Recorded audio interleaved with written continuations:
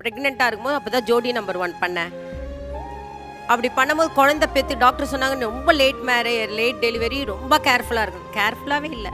அதிலே ஃபிலிம்ஃபேர் அவார்டுக்கு போவேன், அதிலே ஓடுவேன். எங்கள் அம்மாவில் நீ காலு கட்டு போட்டால் கூட நைட் கட்டு அவுத்துட்டு நான் விஜய் படத்துக்கு ஷூட்டிங் போயிடுவேன். எனக்கு அவ்வளோ ஒரு தைரியம், நான் பயப்பட மாட்டேன். நடக்கட்டும். ஆனால் டைம் சொல்கிறது நம்ம வாழ்க்கையை வந்து ரிவைண்ட் பண்ண முடியாது.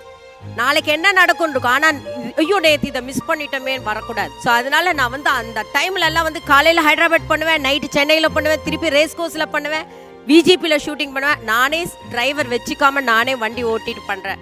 பிஸியாகணும்னு அந்த இதில் அப்படியே இருக்கிறதுல எனக்கு அந்த ஒரு தெய்வம் பிறந்தது. ஆனால் அந்த தெய்வம் பிறந்து தான் எங்களுடைய வாழ்க்கையில் எல்லாமே எங்கள் ஃபேமிலியே சூப்பராக இருக்கு. And is a very talented கை. ரொம்ப இவ்வளோ நான் பிஸி ஷெடியூலில் அவன் ரொம்ப நல்ல பையன். கிராண்ட் ராயல் டூர்ஸோட பயணம் பண்ணுங்க. இடங்களும் புதுசு, நினைவுகளும் புதுசு.